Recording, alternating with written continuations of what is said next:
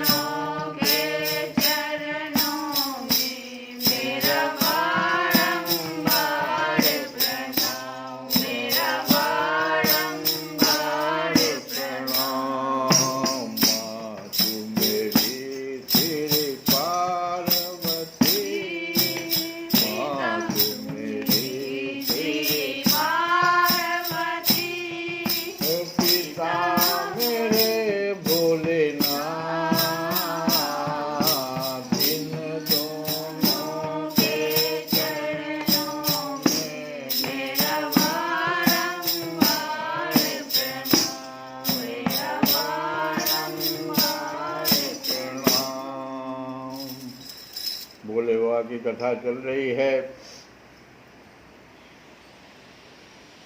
हम लोग कल की कथा में सुने थे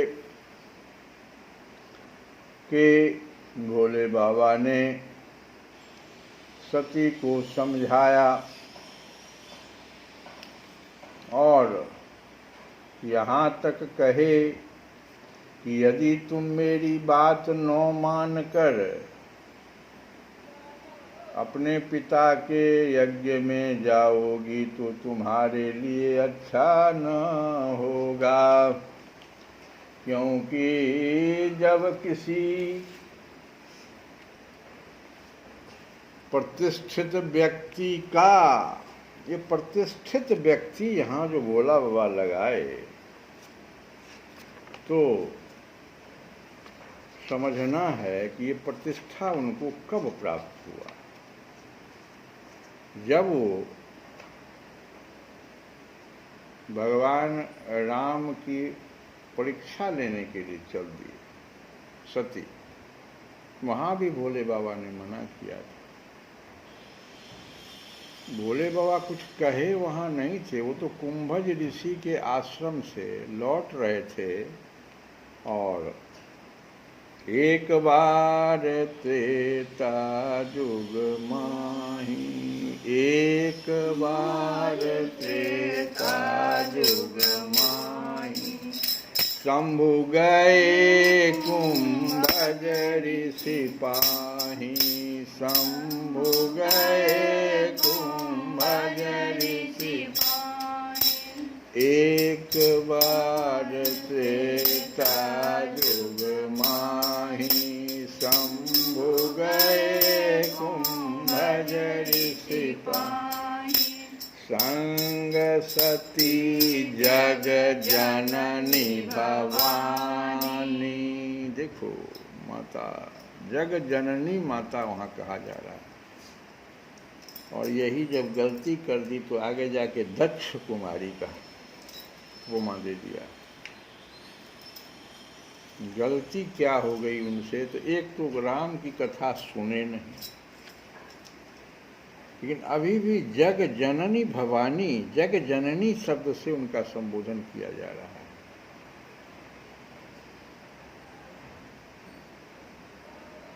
भोले बाबा ने भगवान राम को देख लिया, लेकिन मर्यादा थी, वो कुछ बोल नहीं सकते थे। प्रणाम किया, सच्चिदानंद भगवान के उच्चारण के साथ उन्होंने सिर्फ प्रणाम किया और आगे बढ़ गए। जय हो सच्चिदानंद, इतना कहते हुए इतने में तो सती जो है बड़ी विवश हो गई कि ये नरवेश का आदमी को हमारे ये जो जगत के स्वामी हैं और इन्होंने सच्चिदानंद करके प्रणाम किया, सच्चित आनंद कह दिया इनको। चली गई, नहीं बात माने। भोले बाबा ने बहुत समझाया कि जिसकी कथा तुम सुन के आ रहे हो वही हैं, कुछ मर्यादा है, हम नहीं बोल सकते हैं, क्योंकि रावण अभी नहीं मरा है, नरवेश में आ गए हैं, हमको नहीं उजागर करना।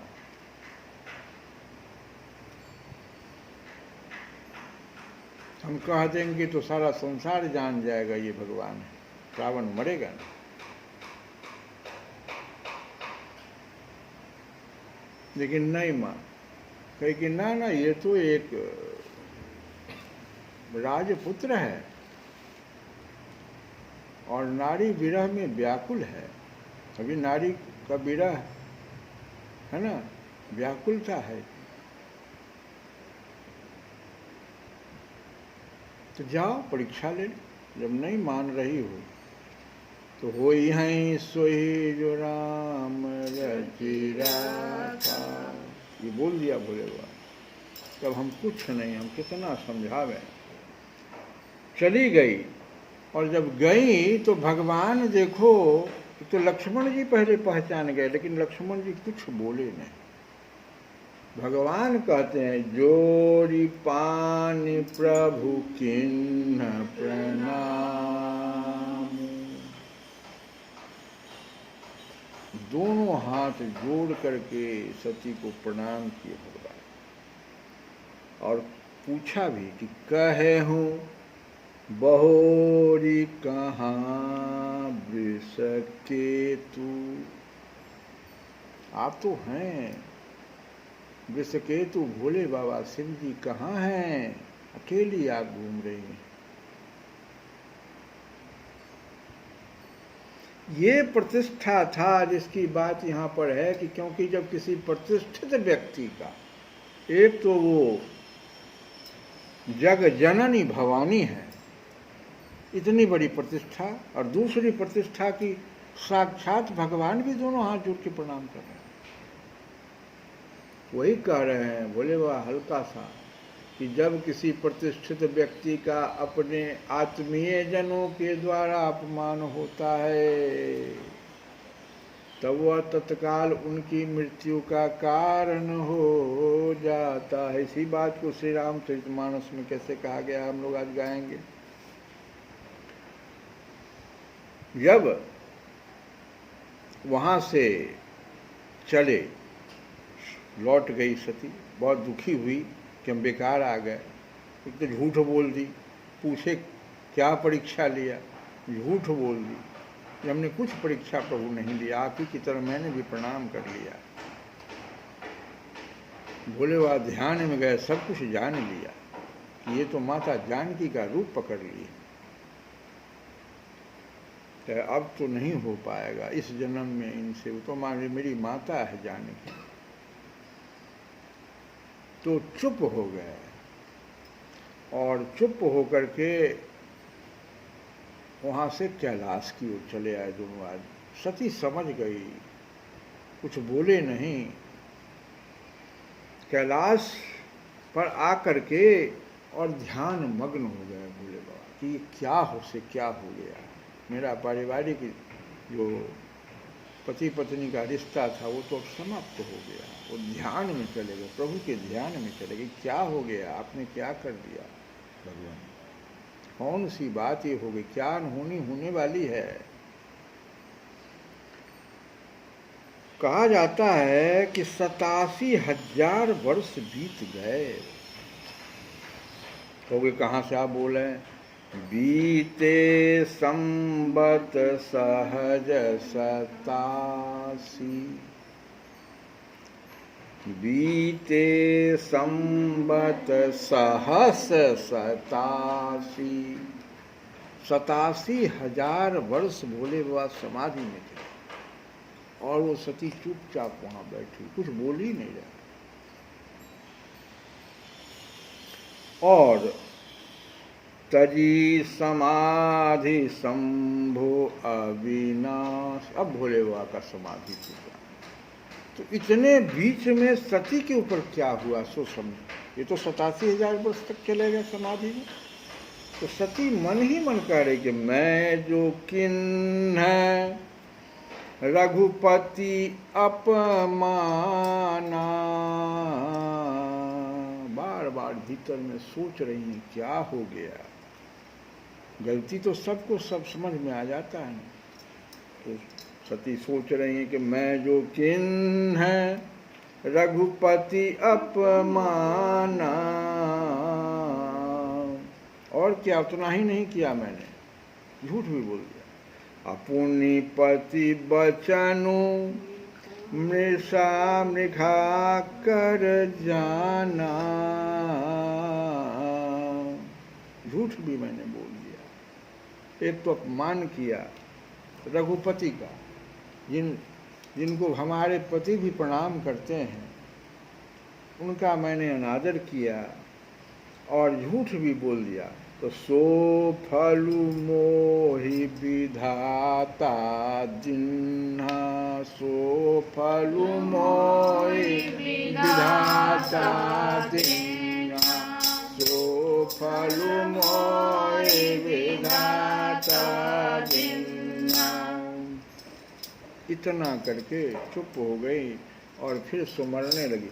मन महु राम ही सुमरी सयानी, वही भगवान का नाम वो भी सुमरने लगी। भगवान यहाँ तो भोले बाबा तो 87,000 वर्ष के लिए समाधि में है, तो सती भी अब उसी भगवान राम का ही सुमिरन कर रही है कि अब हमारे साथ क्या होगा प्रभु, हमने इतना बड़ा अपराध तो कर दिया। तो मन महु राम ही सुमिरि सयानी, और कहती है भगवान से, अब बोल देती है कि छूटऊं बेगी देह यह मोरी, हे भगवान अब इस शरीर को मैं लेकर क्या करूंगा। छूटऊं बेगी देह यह मोरी, ये तो जिससे कि मेरी विपत्तियों, ये विपत्तियां जो हमारे असह हैं, हमारे पति हैं हमारे सामने नहीं हमसे बोल रहे हैं, ये जिससे दूर हो जाए हमारा ये, अब ये जो विपत्ति है, असह विपत्ति जो हमको हो आ गया है, ये हमारा दूर हो जाए। इसका एक ही उपाय हमें अब समझ में आता है कि मेरा यह शरीर छूट जाए। हे भगवान ऐसा उपाय आप कीजिए। और इधर देखो, जब भोले बाबा की समाधि टूटी तो भोले बाबा राम नाम का उच्चारण करने लगे, स्मरण करने लगे, श्री राम जय राम जय जय राम, श्री राम जय राम जय जय राम, ओह श्री राम जय राम जय जय राम, श्री राम जय राम जय जय राम। जब भोले बाबा इस प्रकार से भगवान राम का स्मरण, उधर माता सती भी भगवान राम का ही स्मरण कर रही है, भोले बाबा भी राम का स्मरण करने लगे। तब सती जी सामने आकर प्रणाम किया और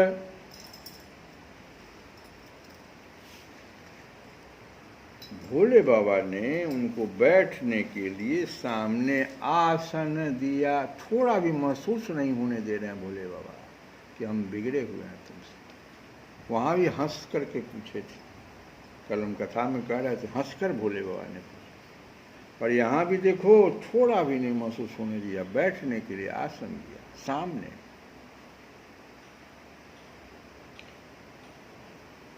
उसके बाद उतना ही नहीं, भोला बाबा ने बहुत रसमयी कथा सब शुरू कर दी, जिससे ये प्रसन्न हो जाए, दुखी जो है प्रसन्न हो जाए। बहुत रसमयी भगवान की कथा सुनाने लगे।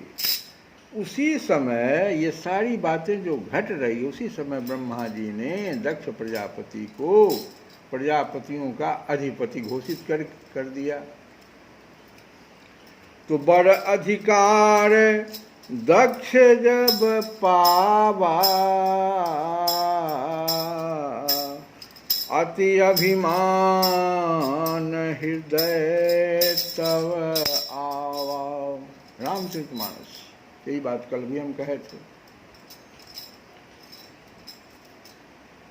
और उसने क्या किया, उस एक यज्ञ का आयोजन कर दिया। उसमें किन्नर नाग सिद्ध गंधर्व और सब देवता को निमंत्रण भेज दिया, सिर्फ ब्रह्मा विष्णु और महेश को छोड़ दिया। इधर सती जी को जब मालूम हुआ, पूछी भोले बाबा से कि क्या हो रहा है, विमान इतना आपके कैलाश के ऊपर से जा रहा है, हलचल है। तो भोले बाबा ने सब कुछ बता दिया, ऐसा रामचरितमानस में है। तो बोली कि जो महेश मोहि आयुष देही,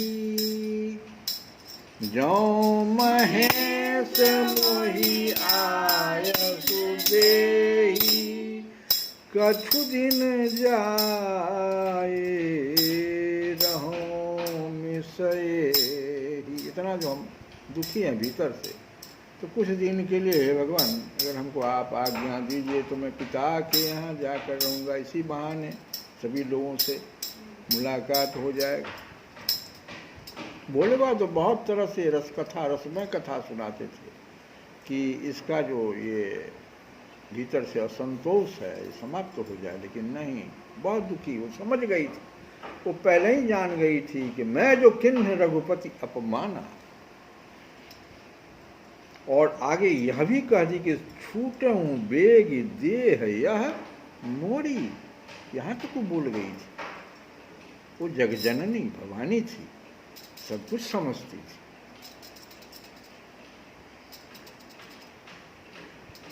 भोले बाबा ने याद दिलाया कि देखो, याद करो, ब्रह्म सभा जी हुआ था और उस सभा में जो मुझे अपमान किया था उसको याद करो देवी।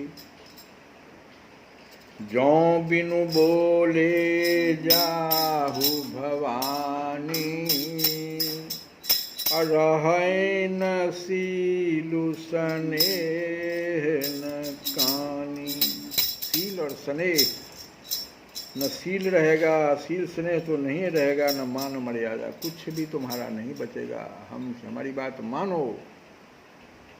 जो बिनु बोले, निमंत्रण दिया नहीं है उसने, तो जो बिनु बोले जाहु भवानी, रहे न सीलु स्नेह न कानी। आगे भोले बाबा फिर कहते हैं कि यद्यपि मित्र प्रभु पितु गुरु गेहा, यद्यपि मित्र प्रभु पितु गुरु गेहा, जाइए बिनु बोले हूँ न संदेहा। ऐसा है शास्त्र में कि मित्र, प्रभु, पिता और गुरु के घर बिना बुलाए भी जाया जा सकता है, इसमें कोई संदेह नहीं। जाइए बिनु बोले हूँ न संदेहा। लेकिन कहते हैं आगे, तदपि विरोध मान जहाँ कोई। यही बात ने यहाँ भी कल जो हम पढ़ रहे थे कि शरीर को उत्पन्न करने वाला वो पिता ही क्यों न हो, लेकिन शत्रु होने के कारण।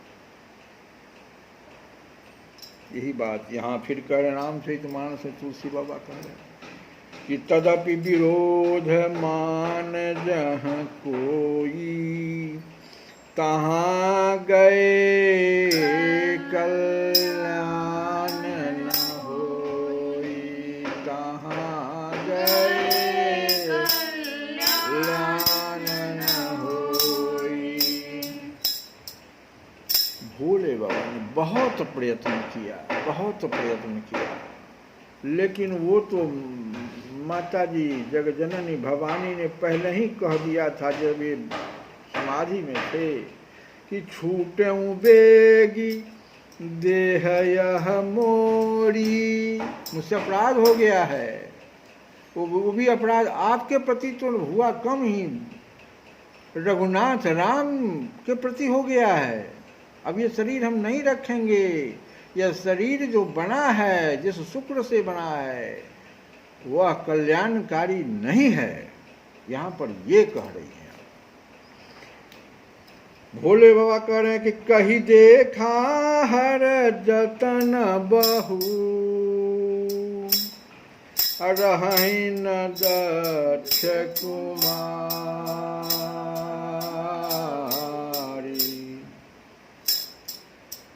बहुत जतन किया भोले बाबा ने। हर भोले बाबा, हर माने भोले बाबा, हर हर महादेव। तो कही देखा हर जतन बहु, बहुत प्रकार से जतन किया, समझाया। रही न दक्ष कुमार, हम नहीं रहेंगे, हम नहीं रुकेंगे यहाँ। तो भोले बाबा ने मुख्य गणों के साथ उनको विदा कर दिया। और यद्यपि जग दारुण दुख नाना, सब तैं कठिन जाति अवमान। अभी वाली लाइन आ गई कि नहीं रामचरितमानस में? यही बात हम अभी कह रहे थे कि यदि तुम मेरी बात न मान कर वहाँ जाओगे तो तुम्हारे लिए अच्छा न होगा, क्योंकि जब किसी प्रतिष्ठित व्यक्ति का अपने आत्मीय जनों के द्वारा अपमान होता है तो वह तत्काल उनकी मृत्यु का कारण हो जाता है। वही कह रहे हैं भोले बाबा भी, यद्यपि जगदारुण दुख नाना, सब ते कठिन जाति अवमान। और देखो हुआ यही, जब वहाँ पहुँचे तो यज्ञ में देखती क्या है, बहुत कुछ हुआ वहाँ, उतनी बात तो नहीं, लेकिन शिव अपमानु न जाई सही, हृदय न होई प्रबोध। सती जब देखी कि अरे भाई तो मेरे ही पति का अपमान यहाँ हो रहा है यज्ञ में, भगवान शंकर कौन है, माता वहाँ घोषणा कर रही है कि त्रिपुर दैत्य को मारने वाले भगवान महेश्वर संपूर्ण जगत की आत्मा है।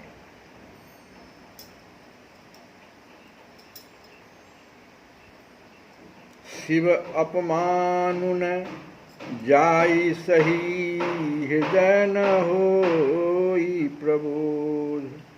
और कहती हैं कि जगदात्मा महेश पुरारी, जगत जनक सबके हितकारी।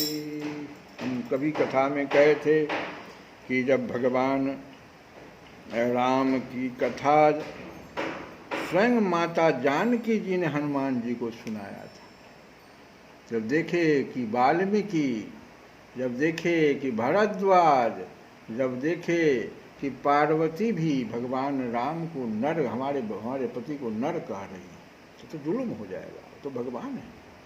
तो हनुमान जी को उन्होंने याद कराया कि वो जयंत को एक ही बाण में मारने वाले भगवान हैं जी। तात शक्र सुत कथा सुनाए, देख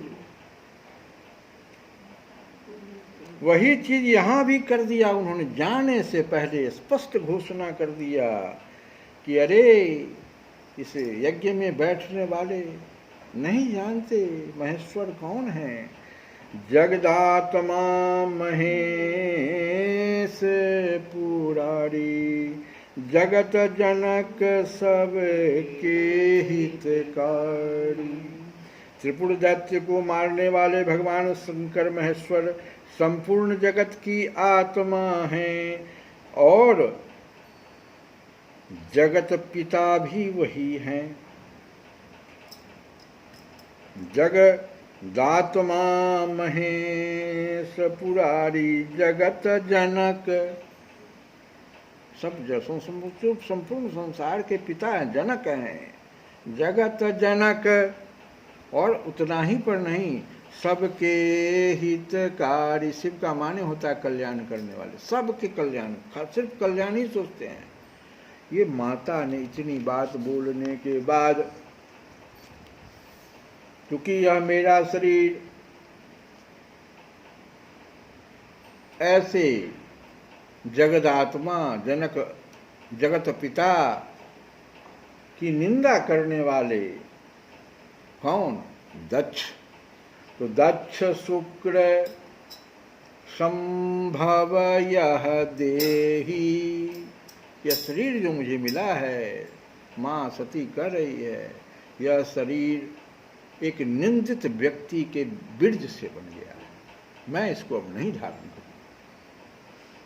दक्ष शुक्र संभव यह देही, तजियहूँ तुरत देह तेहि हेतु, उड़धरि चंद्र मौलि वृष केतु। श्री मैत्री जी कहते, विदुर जी इतना कहकर भगवान शंकर मौन हो गए। कहा क्या कह करके कि भाई देखो वहां नहीं जाओ। ये तो रामचरितमानस से हम गा रहे थे ना, जो कथा कल थी रुकी हुई उसको आगे बढ़ा रहे हैं कि मैत्रेय जी कहते हैं कि विदुर जी इतना कहकर, क्या कहकर, कि यदि तुम मेरी बात न मानकर वहाँ जाओगी तो मृत्यु का कारण बन जाएगा। इतना कहकर भगवान शंकर मौन हो गए। उन्होंने देखा कि दक्ष के यहाँ जाने देने अथवा जाने से रोकने दोनों ही अवस्थाओं में सती के प्राण त्याग की संभावना है। भोले बाबा जान गए कि तो ये तो पहले ही कह दी है कि अब इस शरीर को मैं धारण नहीं कर सकती, अगर रोक भी देंगे तब भी ये नहीं बचेगी। इसको महसूस हो गया कि हमने परम पिता परमेश्वर श्री राम का हमने अपमान कर दिया, अब इस शरीर को मैं धारण नहीं कर सकता। और इसलिए मुझसे ऐसा हो गया क्योंकि एक निंदित व्यक्ति के द्वारा यह शरीर हमारा बन गया है।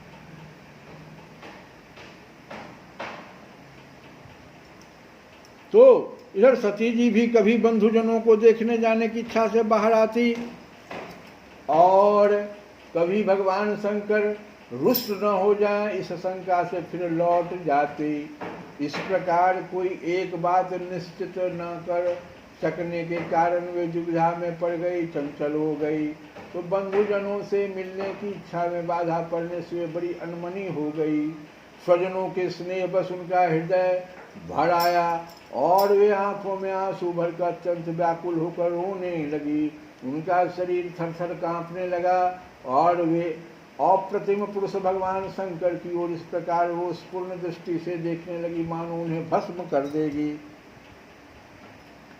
शोक और क्रोध ने उनके चित्त को बिल्कुल बेचैन कर दिया तथा स्त्री स्वभाव के कारण उनकी बुद्धि मूढ़ हो गई। जिन्होंने प्रीतिवश उन्हें अपना आधा अंग तक दे दिया था, उन सत्पुरुषों के प्रिय भगवान शंकर को भी छोड़कर वे लंबी लंबी सांस लेती हुई अपने माता पिता के घर चल दी। सती को बड़ी फुर्ती से अकेली जाते देख श्री महादेव जी के मणिमान एवं मद आदि हजारों सेवक भगवान के वाहन वृषभराज को आगे कर तथा और भी अनेकों पार्षद और यक्षों को साथ ले बड़ी तेजी से निर्भयता पूर्वक उनके पीछे हो लिया। उन्होंने सती को बैल पर सवार करा दिया तथा मैना पक्षी, गेंद, दर्पण और कमल आदि खेल की सामग्री, श्वेत छत्र, चवर और माला आदि राज चिन्ह तथा दुदुम्बी, शंख और बांसुरी आदि गाने बजाने के सामानों से सुसज्जित हो वे उनके साथ चल दिए, क्योंकि वो जा रही थी नैहर। तो ये लोगों ने वहाँ पर इस प्रकार का एक बना दिया कि भाई ये रुष्ट होके नहीं आ रही है। तदंतर सती अपने समस्त सेवकों के साथ दक्ष की यज्ञशाला में पहुंची। वहां वेद ध्वनि करते हुए ब्राह्मणों में परस्पर होड़ लग रही थी कि सबसे ऊंचे स्वर में कौन बोले। सब और ब्रह्मर्षि और देवता विराजमान थे तथा जहां तहां मिट्टी, काठ, लोहे, सोने, डाव और चर्म के पात्र रखे हुए थे। वहां पहुंचने पर पिता के द्वारा सती की अवहेलना हुई। यह देख यज्ञकर्ता दक्ष के भय से सती की माता और बहनों के सिवा किसी भी मनुष्य ने उनका कुछ भी आदर सत्कार नहीं किया। अवश्य ही उनकी माता और बहनें बहुत प्रसन्न हुई और प्रेम से गदगद होकर उन्होंने सती जी को आदर पूर्वक गले लगाया। किंतु सती जी ने पिता से अपमानित होने के कारण बहनों के कुशल प्रश्न सहित प्रेम पूर्ण वार्तालाप तथा माता और मौसियों के सम्मान पूर्वक दिए हुए उपहार और सुंदर आसन आदि को स्वीकार नहीं किया। सर्वलोकेश्वरी देवी सती का यज्ञ मंडप में तो अनादर हुआ ही था। उन्होंने यह भी देखा उस यज्ञ में भगवान शंकर के लिए कोई भाग नहीं दिया गया है और पिता दक्ष उनका बड़ा अपमान कर रहा है। इससे उन्हें बहुत क्रोध हुआ। ऐसा जान पड़ता था मानो वे अपने रोष से संपूर्ण लोकों को भस्म कर देगी। दक्ष को कर्म मार्ग के अभ्यास से बहुत घमंड हो गया था। उसे शिव जी से द्वेष करते देख जब सती के साथ आए हुए भूत उसे मारने को तैयार हुए तो देवी सती ने उन्हें अपने तेज से रोक दिया और सब लोगों को सुनाकर पिता की निंदा करते हुए क्रोध से लड़खड़ाती हुई वाणी में कहा, श्री कृष्ण गोविंद मुरारे हे नाथ